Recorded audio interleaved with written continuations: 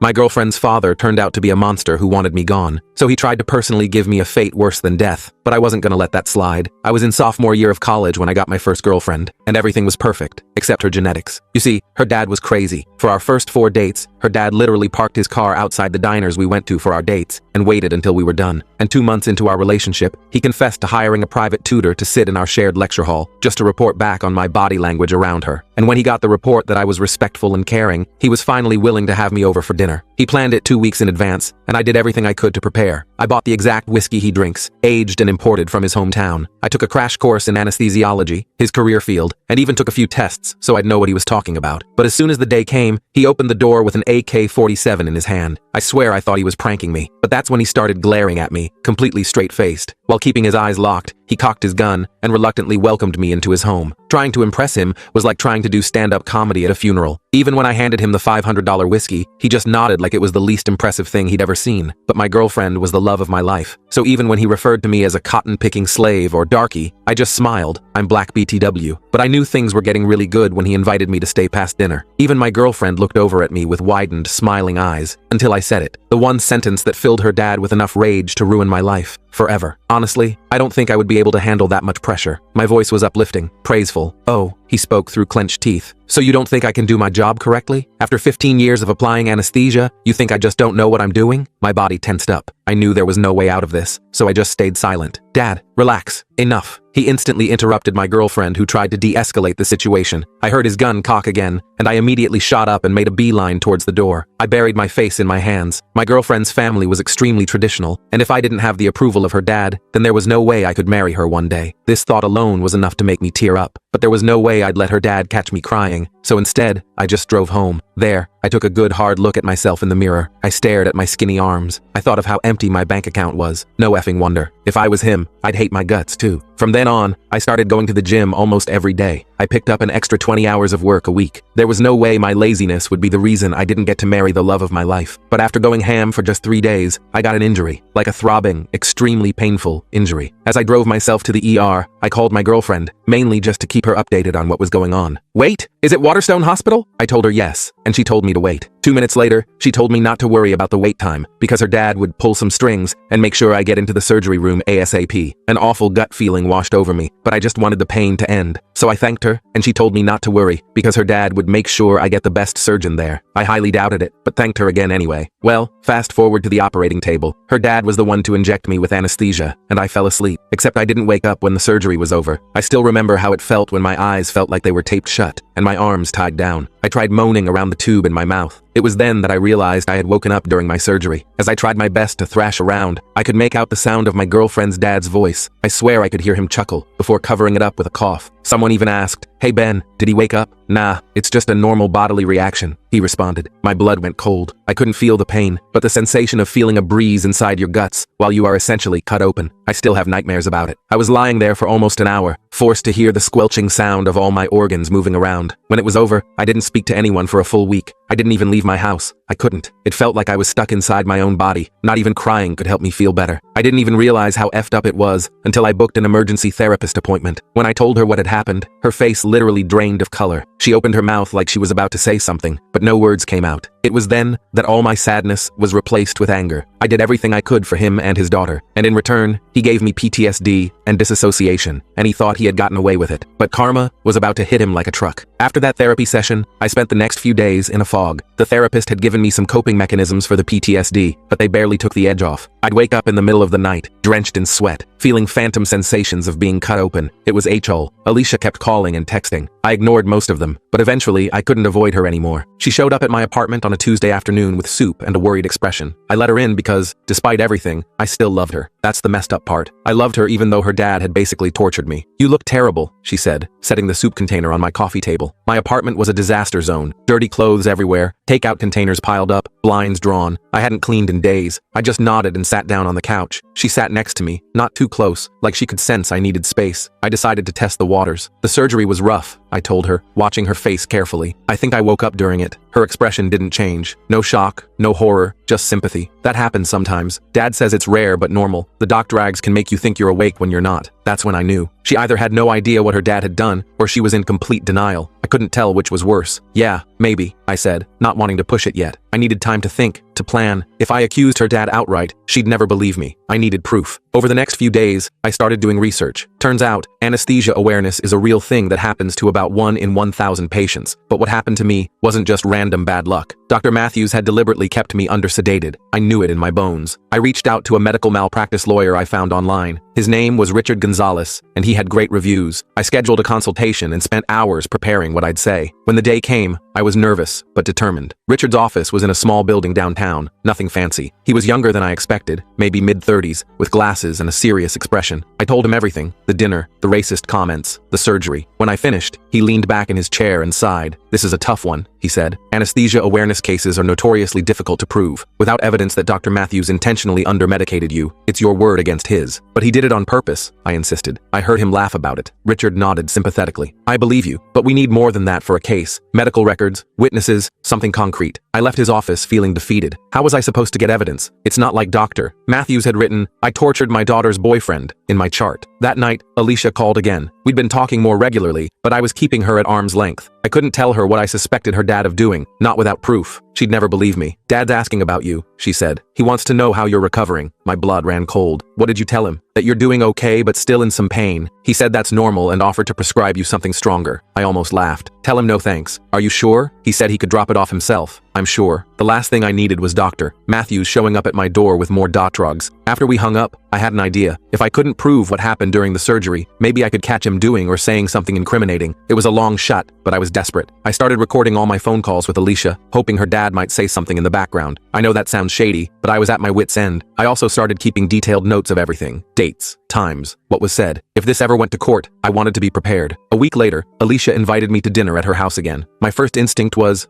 I'll know, but then I realized this might be my chance. If I could get Dr. Matthews talking about the surgery, maybe I could record something useful. I agreed to go, but I was smart about it this time. I downloaded a recording app on my phone and tested it multiple times to make sure it worked. I wore a button-up shirt with a chest pocket where I could slip my phone, camera facing out. I even practiced at home to make sure the audio quality was decent. The day of the dinner, I was a nervous wreck. What if he caught me recording? What if he had another gun? But I forced myself to go. This might be my only shot at justice. When I arrived, Dr. Matthews opened the door, thankfully without a weapon this time. He smiled at me, but it didn't reach his eyes. "The patient returns," he said, stepping aside to let me in. "How's the incision healing?" "Fine," I said, trying to keep my voice steady. My phone was recording in my pocket, and I was hyper-aware of it. Dinner was tense but less awful than the first time. Mrs. Matthews had made lasagna, and Alicia kept the conversation flowing. Dr. Matthews was civil, even asked a few questions about my classes. No racial slurs this time, which was a low bar, but still an improvement. After dinner, Dr. Matthews suggested we have drinks in his study. Alicia looked surprised but pleased. Apparently, this was a big honor. I followed him into a room lined with bookshelves and medical awards. He poured 2 glasses of whiskey, the same expensive brand I'd brought him before. "So," he said, handing me a glass, "you've been avoiding my daughter." I took a sip to buy time. "I've been recovering."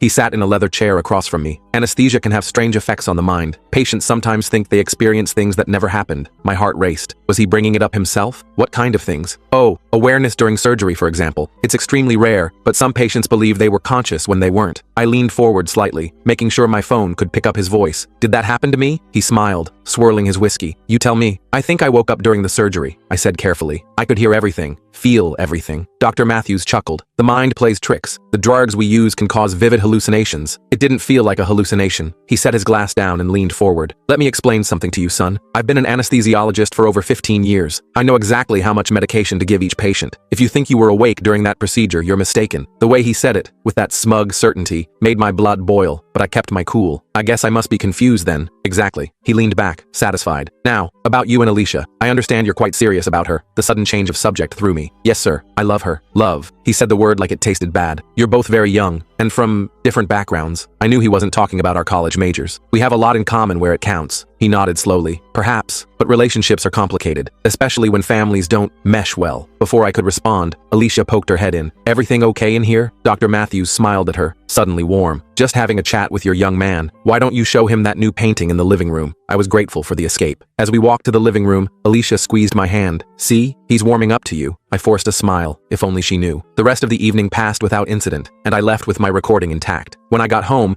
I immediately played it back. The audio wasn't great, lots of background noise and some parts were muffled, but you could clearly hear Dr. Matthews dismissing my experience and then making those vaguely raxed comments about our different backgrounds. It wasn't the smoking gene I'd hoped for, but it was something. I sent the audio to Richard, who called me the next morning. "This is interesting," he said, "but not enough for a case." He's careful with his words. "We need more." I was starting to think I'd never get justice, but then something unexpected happened. Dr. Matthews invited me to play golf. The invitation came through Alicia, who was thrilled. "He never invites anyone to play with him," she gushed over the phone. "This is huge, babe." I agreed to go, even though I'd never played golf in my life. I spent the next 3 days watching YouTube tutorials and practicing my swing at the driving range. I also bought a new recording device, a small, elevated quality mic that looked like a button. It cost almost $200, but it was worth it. The golf course was exactly as pretentious as I'd expected. Perfectly manicured greens, men in pastel polo shirts, and not a lot of diversity. Dr. Matthews met me at the clubhouse looking annoyingly at home in his golf attire. "Ever played before?" he asked, eyeing my rented clubs. "A few times," I lied. "I'm not very good," he smiled. "Well, it's not about skill, it's about the conversation." That set off alarm bells immediately. Dr. Matthews wasn't the type to care about conversation, especially not with me. We started playing, and I was predictably terrible. Dr. Matthews was actually patient about it, giving me tips and not seeming too annoyed when I took 6 strokes to make it onto the green. Around the 4th hole, he brought up the hospital. "You know, I've been thinking about your surgery. I nearly missed the ball." "Oh, it was a routine procedure, nothing complicated." He lined up his shit and swung smoothly. The ball arced perfectly onto the green. "But sometimes patients have unusual reactions to anesthesia." I took my shot, sending dirt flying but barely moving the ball. "Like waking up during surgery?" He watched me with those cold eyes. "That's extremely rare. What's more common is a phenomenon called anesthesia dreaming. Patients think they're awake, but they're actually experiencing a type of dream state." "Interesting," I said, trying to sound casual. "So there's no way to know if someone actually woke up?" "There are monitors, of course. Heart rate, blood pressure. They would show signs of awareness." He took another shot. "In your case, everything was normal." I nodded, filing that information away. "So there would be records that could prove or disprove my story." That was useful. "You know," Dr. Matthews continued, "Alicia's mother had a similar experience years ago, claimed she woke up during a C-section." This was new information. "Really? What happened?" He shrugged. "Nothing." I explained it was just a dream, and eventually she accepted that. The way he said it made my skin crawl. Was he implying he'd done this before? To his own wife? That must have been scary for her, I said carefully. People fear what they don't understand. He picked up his ball and headed to the next hole. The mind is powerful. It can convince you of things that never happened. By the end of the game, I was mentally exhausted from trying to get him to say something incriminating while also pretending to care about golf. Dr. Matthews had struck me by about 1,000,000 points, but he seemed pleased with the outing. "We should do this again," he said as we returned our carts. "You've got potential." I forced a smile. "I'd like that." When I got home, I immediately checked the recording. The quality was much better than last time, and I could clearly hear Dr. Matthews talking about his wife's similar experience. It still wasn't a confession, but it suggested a pattern. I called Richard and sent him the new recording. He was more interested this time. If his wife had a similar experience, she might be willing to talk, he suggested. "I doubt it," I said. "She seems completely under his control. Still, this is good. Keep gathering evidence, and see if you can get access to those medical records he mentioned. The monitors from your surgery. Getting those records turned out to be easier than I expected. The hospital had an online patient portal where I could view my chart. Most of it was medical jargon I didn't understand, but there were notes about the anesthesia and vital signs during surgery. I downloaded everything and sent it to Richard. He called me a few days later. "I had a medical expert look at these," he said. "There's something interesting here. Your heart rate and blood pressure spiked at one point during the surgery, consistent with awareness, but there's no note about adjusting your anesthesia in response. So that proves I woke up? It's suggestive, but not definitive. We need more." I was getting frustrated. How much more evidence did we need? But I kept pushing forward, determined to expose Dr. Matthews. Around this time,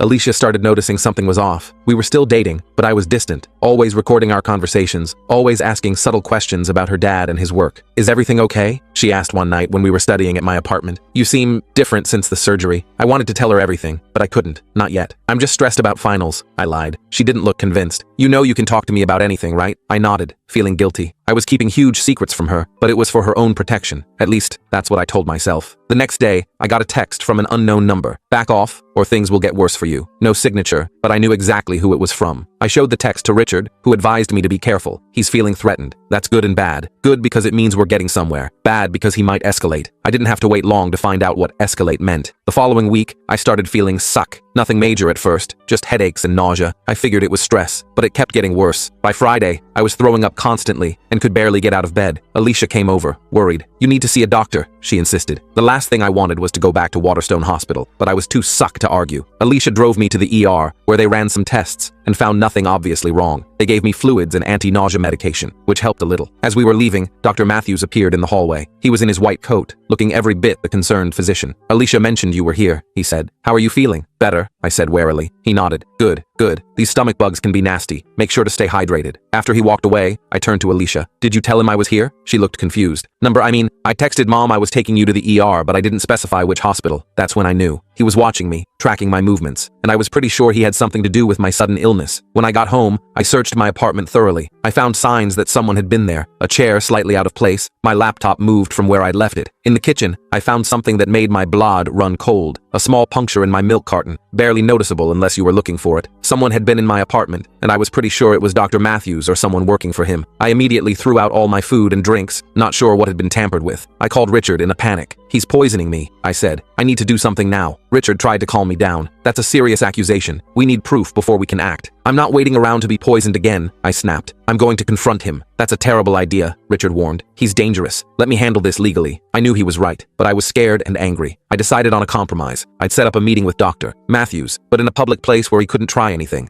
And I'd record everything. I texted Alicia that I needed to speak with her dad about some follow-up medical questions. She seemed surprised but gave me his direct number. I called and asked to meet at a coffee shop near campus. "Medical questions are best discussed in my office," he said smoothly. "I'd prefer somewhere more casual," I insisted. "Just a quick chat." He paused, then agreed. We set a time for the next day. I arrived early, chose a table with a good view of the door, and set up my recording device. When Dr. Matthews walked in, he looked perfectly at ease, like we were old friends meeting for coffee. "What can I help you with?" he asked, after ordering an Americano. I got straight to the point. "I know what you did during my surgery, and I think you've been tampering with my food." His expression didn't change. "Those are serious accusations." "I have evidence," I bluffed. "Recordings, medical records, witnesses." He took a sip of his coffee. "What exactly do you want?" "I want you to admit what you did, and I want you to stay away from me." He smiled, but it was cold. "You know, anesthesia can have long-term psychological effects. Paranoia, delusions. Perhaps you should consider that before making wild accusations." "I'm not delusional," I said, my voice rising. A few people glanced our way. Dr. Matthews leaned forward. "Let me be clear. You have no evidence because nothing happened. If you continue spreading these stories, I'll be forced to take action. Legal action. Defamation is a serious offense. So is medical malpractice." I shut back. He stood up, still calm. "I think we're done here. I suggest you get help for these delusions, and stay away from my daughter." As he walked out, I realized my plan had backfired. I'd hoped to rattle him, get him to slip up. Instead, he'd turned it around on me, making me look like the crazy one. When I played back the recording, it was even worse than I remembered. My voice sounded shaky and aggressive, while he remained perfectly composed. If anyone heard this, they'd think I was the unstable one. I called Richard, who was predictably not happy about my improvised confrontation. "You've just shown your hand," he said. "Now he knows you're gathering evidence." "I'm sorry," I said. "I wasn't thinking clearly." "It's okay, but from now on, follow my lead. No more solo missions." The next day, Alicia called, upset. "Dad told me what happened," she said. "He's worried about you. He thinks the anesthesia might have caused some psychological issues." "And you believe him?" I asked, trying to keep the H-hurt out of my voice. "I don't know what to believe," she said. "You've been acting strange for weeks. Secretive, paranoid, and now you're accusing my dad of, what exactly? Deliberately hurting you? Why would he do that?" "Because he doesn't want me dating you," I said. "He's made that pretty clear." "That's not true," she insisted. "He's been making an effort lately. The golf, the dinner. He's trying." I wanted to tell her about the text, the poisoned milk, but I knew how it would sound. Without proof, I was just a guy making crazy accusations about her beloved father. "I need some time," she finally said. "This is all too much." After we hung up, I sat in my apartment feeling more alone than ever. Dr. Matthews had successfully driven a wedge between Alicia and me, and now I had no one in my corner except Richard, who was starting to sound doubtful about our chances of building a case. But I wasn't giving up. If anything, I was more determined than ever to expose Dr. Matthews for what he was, a sadistic, controlling monster who abused his medical power. I decided to try a different approach. If I couldn't prove what happened during my surgery, maybe I could find other victims. Dr. Matthews had mentioned his wife had a similar experience. What if there were others? I started researching online, looking for any complaints or reviews mentioning Dr. Matthews and anesthesia problems. Most of what I found was positive. He was well respected, with glowing testimonials from patients and colleagues. But then I found something interesting on a medical forum, a post from 3 years ago by someone using the username Awake But Paralyzed. They described waking up during surgery at Waterstone Hospital, feeling everything but unable to move or signal the doctors. The details matched my experience exactly. I created an account and sent a private message, explaining that I'd had a similar experience and was looking to connect with others. To my surprise, they responded the same day. Their real name was Jordan, and they agreed to meet me at a diner near campus. When I arrived, I found a woman in her early 30s with short hair and nervous eyes. She kept looking around like she expected someone to be watching her. "Thanks for meeting me," I said, as I slid into the booth across from her. Jordan nodded. "I almost didn't come. I don't talk about this with anyone." "I understand," I said. "It's hard to explain to people who haven't experienced it." She relaxed a little. "Exactly. Everyone thinks you're exaggerating or confused, but I know what happened to me." I asked her to tell me her story. 3 years ago, she'd gone in for an appendectomy. Dr. Matthews was the anesthesiologist. During the surgery, she woke up, not fully conscious, but aware enough to feel the pressure and hear the doctors talking. She tried to signal them but couldn't move. "The worst part," she said, lowering her voice, "was that I heard him acknowledge it. A nurse asked if my heart rate spike meant I was waking up, and he said yes, but that I wouldn't remember anyway. My blood ran cold." "Did you report him?" She laughed bitterly. "I tried. Filed a complaint with the hospital. They did an investigation that went nowhere. Dr. Matthews said my vitals showed no signs of awareness, and everyone believed him. The hospital administrator even suggested I see a psychiatrist." "That's awful," I said. "I'm going through something similar now." Jordan leaned forward. "It's not just the surgery. After I filed the complaint,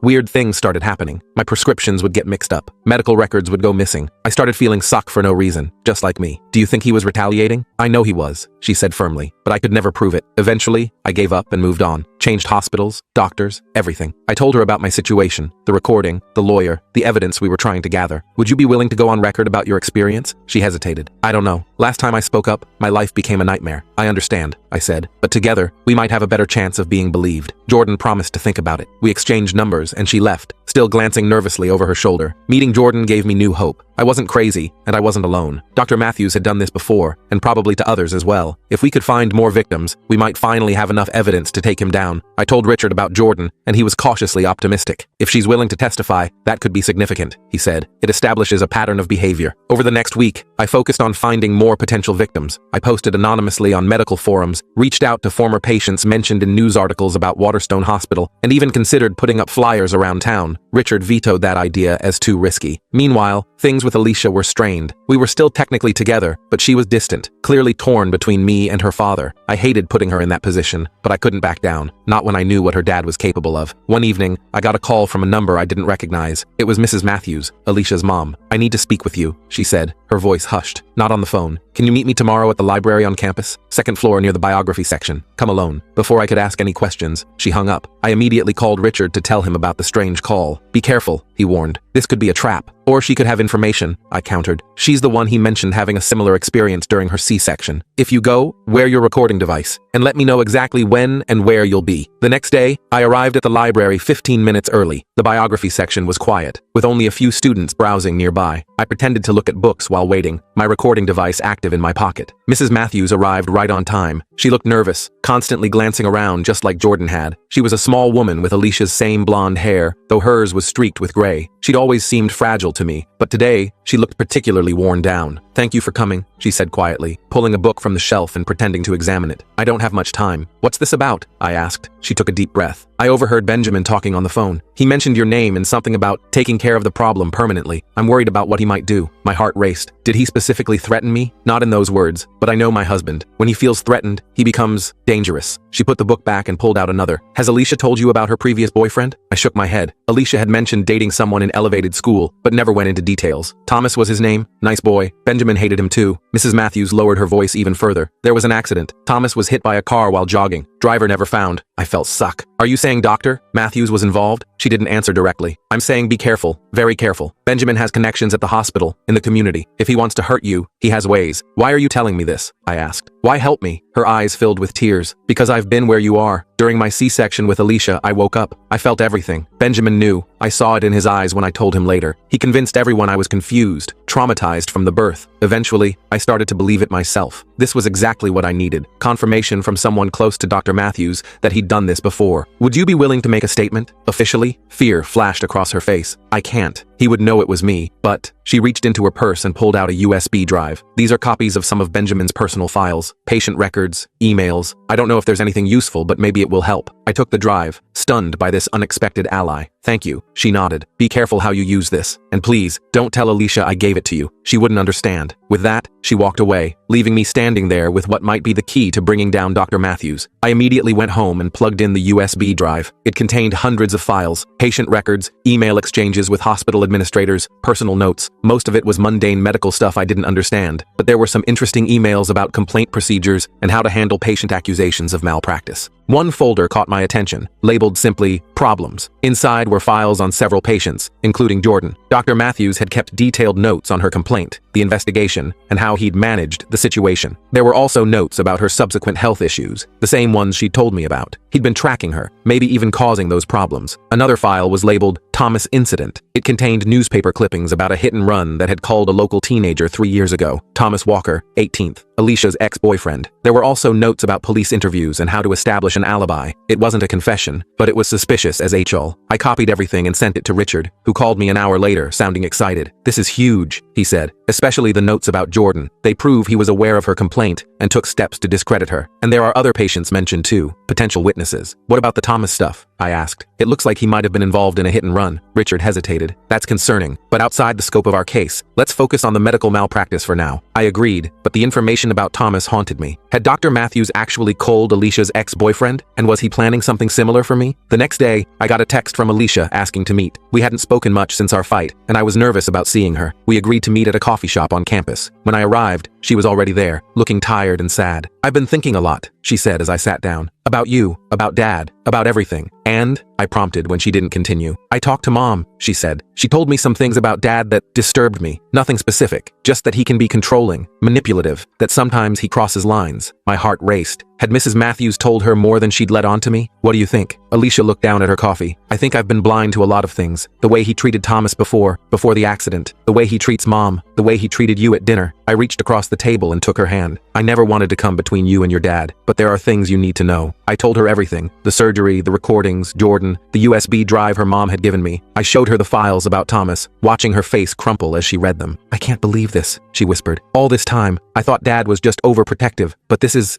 suck. I'm building a case against him," I said. "With my lawyer, we're going to report him to the medical board, maybe even press criminal charges." She looked up, her eyes red, but determined. "I want to help." That was the last thing I expected to hear. "Are you sure? He's your dad. And he's hurt people," she said firmly. "He hurt you. He might have hurt Thomas. Who knows how many others. It has to stop." With Alicia on our side, things moved quickly. She had access to her parents' house, to Dr. Matthews' home office and files. She found more evidence, notes about other patients who had complained about waking during surgery, all of whom later retracted their statements after experiencing mysterious health problems or other setbacks. Richard was building a solid case. We had Jordan's testimony, the medical records showing my elevated vitals during surgery, the files from Mrs. Matthews, and now additional evidence from Alicia. It was looking more and more like Dr. Matthews had a pattern of deliberately allowing certain patients to wake during surgery, patients he had personal issues with, like his wife's C-section, or patients who had complained about him in the past. But just as we were preparing to file formal complaints with the hospital and medical board, disaster struck. I woke up one morning to find my apartment had been broken into. My laptop was gone, along with all my physical notes and recordings. The USB drive was missing too. I called Richard in a panic. "Someone took everything," I said. "All our evidence." "Not everything," he assured me. "I have copies of most of it, and the testimonies from Jordan and the others are safe with me." Still, it was a major setback, and a clear message from Dr. Matthews. He knew what we were doing, and he was fighting back. That same day, Alicia called me, sobbing. "Dad knows," she said. "He found out I've been helping you. He's furious. He's threatening to cut me off, to stop paying for college. Mom's terrified." "Where are you?" I asked, immediately concerned for her safety. "At a friend's house. I can't go home, not now." "Stay there," I said. "We'll figure this out." I called Richard again, explaining the new development. "We need to move fast," I said, "before he destroys more evidence or hurts someone else." Richard agreed. "I'll file the complaints today, and maybe we should consider a restraining order for you and Alicia." The next few days were a blur of legal paperwork, meetings with hospital administrators, and constant anxiety. Dr. Matthews was placed on administrative leave pending investigation, which was a small victory, but I knew he wouldn't go down without a fight. Sure enough, he started a counteroffensive. Suddenly, there were rumors around campus that I was mentally unstable, that I'd been stalking Alicia, that I had a history of making false accusations. Some of my professors started treating me differently, and I noticed people whispering when I walked by. Then came the legal threats. Dr. Matthews' lawyer sent a cease and desist letter claiming I was defaming a respected physician with baseless accusations. They threatened to sue me for everything I had, which wasn't much, but still terrifying. Richard assured me these were just intimidation tactics. "He's scared," he said. "The medical board is taking this seriously. They've interviewed Jordan and 2 other former patients who had similar experiences. experiences, but the pressure was getting to me. I was barely sleeping, jumping at every noise, constantly looking over my shoulder. Alicia was staying with friends, afraid to go home. Mrs. Matthews had gone to stay with her sister, leaving Dr. Matthews alone in that big house, probably plotting his next move. Then came the final straw. I was walking back to my apartment late one night when a car swerved toward me on the sidewalk. I jumped out of the way just in time, falling hard on the grass as the car sped off. I couldn't see the driver, but I caught a glimpse of the license plate. It was Dr. Matthews' Cadillac Escalade. I called the police, but without proof it was him driving, there wasn't much they could do. I told Richard, who was alarmed enough to suggest I stay somewhere else for a while. "This has gone beyond malpractice," he said. "He's actively trying to harm you." I ended up staying with a friend from class, Michael, who lived in a secure apartment building with cameras and a doorman. Alicia joined me there, both of us essentially in hiding while the investigation continued. The medical board hearing was scheduled for the following week. Jordan and the other victims would testify, along with me and Alicia. Richard had prepared a comprehensive case, including what evidence we still had and testimonies from medical experts who had reviewed the records. The night before the hearing, I couldn't sleep. I kept thinking about everything that had happened, how a simple college romance had turned into this nightmare. But I also felt a grim determination. Dr. Matthews had hurt too many people. He needed to be stopped. The morning of the hearing, Richard met us outside the medical board offices. "Ready?" he asked. I nodded, taking Alicia's hand. "Ready." As we walked toward the building, I spotted a familiar black Escalade parked across the street. Dr. Matthews was watching us, his face expressionless behind the windshield. Our eyes met for a moment, and I felt a chill run down my spine. But I didn't look away, not this time. I stared right back, letting him know I wasn't afraid anymore. Whatever happened next, I was ready. The medical board hearing was held in this stuffy room with uncomfortable chairs and fluorescent lighting that made everyone look suck. Jordan was already there when we arrived, sitting nervously in the corner and picking at her fingernails. She gave me a small nod when she saw me. 2 other former patients were there too, an older guy named Joseph, who'd had knee surgery, and a woman named Sarah, who'd had her gallbladder removed. Both had the same experience as me and Jordan. Richard went over our strategy one last time. "Just tell the truth," he said. "Don't embellish, don't speculate, stick to what you experienced." I nodded, my mouth dry. The board members filed in, 5 doctors in business attire looking serious and important. They introduced themselves, but I was too nervous to remember their names. Then Dr. Matthews walked in with his lawyer, some slick-looking guy in an expensive suit. Dr. Matthews didn't even glance at me or Alicia. He just sat down and stared straight ahead, looking completely calm and professional. The hearing started with Richard presenting our case. He laid out the evidence we still had, the medical records showing my elevated vitals during surgery, the testimonies from Jordan and the others, and statements from medical experts who'd reviewed everything. Alicia testified about the files she'd found in her dad's office, her voice shaking but determined. When it was my turn, I told them everything. The dinner, the surgery, the golf game, the threatening text, even the car that had swerved at me. Dr. Matthews' lawyer objected to that last part, saying it was unsubstantiated and irrelevant. The board chairman agreed and told me to stick to medical issues. Throughout my testimony, Dr. Matthews just watched me with those cold eyes, occasionally whispering to his lawyer. He looked so confident, so sure of himself. It made me doubt everything for a second. Maybe I was crazy. Maybe I had imagined it all. Then Jordan testified, describing her experience in detail. It was almost identical to mine. The paralysis, the awareness, the sounds of the surgical team. She also talked about the retaliation afterward, the mysterious illnesses, the lost medical records. Joseph and Sarah shared similar stories. When Dr. Matthews finally took his turn, he was the picture of professional indignation. He explained how anesthesia awareness was a rare but known complication, how the mind could play tricks, how patients often misinterpreted their experiences. He presented his own expert witnesses, who testified that my vital signs were within normal parameters during surgery. "These accusations are not just false," he said, looking directly at the board members. "They're dangerous. They undermine patient trust in necessary medical procedures. They damage the reputation of dedicated healthcare professionals." His lawyer then presented character witnesses, colleagues who praised his skill and ethics, former patients who called him a lifesaver. He even had a statement from Mrs. Matthews, claiming she'd been pressured by me to give me those files. My heart sank when I heard that. I hadn't expected her to testify against us, but I should have known Dr. Matthews would find a way to control her. By the end of the day, I was exhausted and discouraged.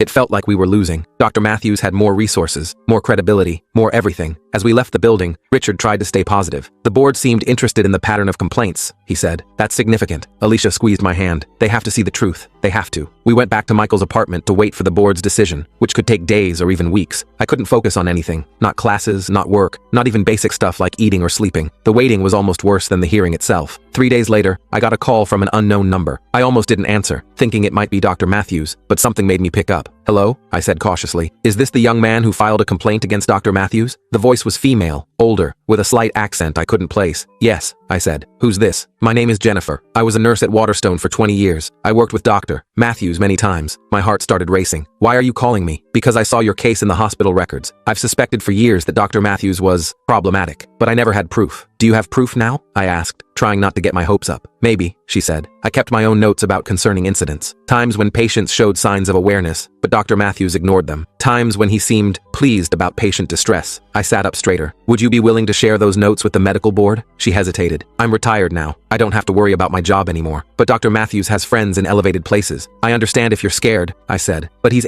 hurt people. He tried to hurt me. He might have even called someone. I told her about Thomas, Alicia's ex-boyfriend. There was a long silence. Then, I'll think about it. Give me your lawyer's number. I gave her Richard's contact info, then called him immediately after to let him know about Jennifer. He was cautiously optimistic, but warned me not to get my hopes up too much. Even if she comes forward, there's no guarantee the board will reopen the case to hear new testimony, he said. But 2 days later, Richard called me with news. Jennifer contacted the board directly, he said. She had documentation, not just notes, but actual copies of anesthesia records that had been altered. The board has agreed to reconvene to hear her testimony. For the first time in weeks, I felt a glimmer of hope. Maybe we could win this after all. The second hearing was scheduled for the following Monday. The weekend before, Alicia and I were still staying at Michael's place, too afraid to go back to our own apartments. We were watching a movie when Alicia's phone rang. It was her mom. Alicia put it on speaker so I could hear. Mrs. Matthews sounded terrified. Your father knows about the second hearing, she said, her voice barely above a whisper. He found out about the nurse. He's not himself, Alicia. I'm scared. Mom, where are you? Alicia asked, already grabbing her keys. At home. He's been drinking since he got the call from his lawyer. He keeps saying no one's going to ruin what he's built, that he'll take care of things himself if he has to. Get out of there, I said. Go to a friend's house, a hotel, anywhere. I can't, she said. He took my car keys, my wallet. He's watching me. Alicia looked at me, panic in her eyes. We need to call the police, she said after hanging up. I agreed, and we did. The dispatcher said they'd send someone to do a welfare check, but it could be a while since it wasn't an active emergency. Not satisfied with that, we decided to go ourselves. Michael insisted on coming too, and we took his car since Dr. Matthews would recognize mine. The drive to Alicia's house felt like it took forever, even though it was only about 15 minutes. When we arrived, the house was dark except for a light in what I knew was Dr. Matthews' study. Michael parked down the street, and we debated what to do. I should go in alone, Alicia said. He won't hurt me. No way, I said. We go together or not at all. We decided to approach the house from the back, where there was a patio door that led into the kitchen. Alicia still had her key. As we crept around the side of the house, I could hear raised voices coming from inside. Dr. Matthews yelling, Mrs. Matthews crying. Alicia unlocked the patio door as quietly as possible, and we slipped inside. Michael stayed by the door, ready to call 911 if things went south. Alicia and I moved toward the study, following the sound of the argument. You think I'm going to let some nurse ruin everything? Dr. Matthews was saying, his words slightly slurred. After everything I've built, everything I've done for this family? Please, Benjamin, Mrs. Matthews pleaded. Just stop. It's over. It's not over until I say it's over. We reached the study door, which was partially open. Through the crack, I could see Dr. Matthews pacing back and forth, a glass of whiskey in one hand. Mrs. Matthews was sitting in a chair, looking small and afraid, and on the desk was a GN, not the AK-47 from our first dinner, but a smaller handgun. Alicia gasped, and Dr. Matthews whirled around. For a second, nobody moved. Then he lunged for the GN. I shoved the door open and rushed in, Alicia right behind me. Dr. Matthews grabbed the gun and pointed it at me, his hand shaking. You, he spat. You did this. You turned my family against me. Dad, put the GN down, Alicia said, her voice surprisingly steady. This isn't helping anything. Stay out of this, Alicia, he snapped. This is between me and him. I held up my hands,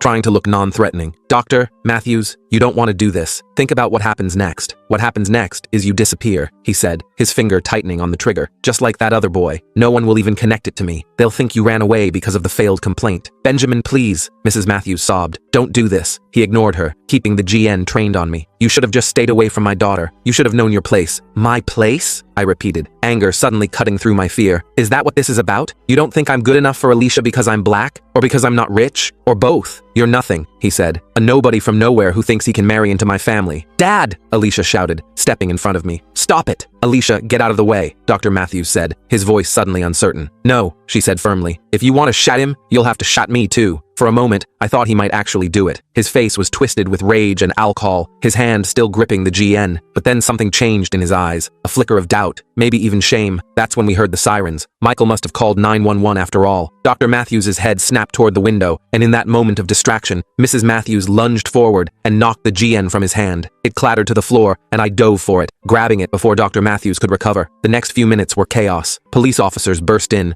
weapons drawn. There was shouting, confusion. Dr. Matthews was handcuffed and led away, still yelling about how I'd ruined everything. Mrs. Matthews collapsed into a chair, sobbing. Alicia held her while I gave my statement to the police. By the time everything calmed down, it was nearly morning. Dr. Matthews was in custody, charged with assault with a deadly weapon and making terroristic threats. The police were also reopening the investigation into Thomas's hit-and-run death based on what they'd found in Dr. Matthews' study: maps, notes, even a damaged car part hidden behind some books. The medical board hearing went forward as scheduled, but now with much more evidence. Jennifer, the retired nurse, testified about years of suspicious incidents involving Dr. Matthews. With him in jail and facing criminal charges, other hospital staff came forward too, describing how he'd intimidated them into silence. In the end, the board revoked his medical license permanently. The criminal cases would take longer to resolve, but Richard assured us that Dr. Matthews would likely spend years in prison between the assault charges and the potential vehicular homicide case for Thomas. It was over. Dr. Matthews couldn't hurt anyone else. In the months that followed, Alicia and I tried to rebuild our lives. It wasn't easy. She had to deal with the trauma of learning her father was a monster, not to mention the financial fallout of him losing his job and facing expensive legal battles. She moved in with me, and we both took extra jobs to make ends meet. Mrs. Matthews filed for divorce and started therapy, slowly reclaiming the identity she'd lost during years of emotional absence.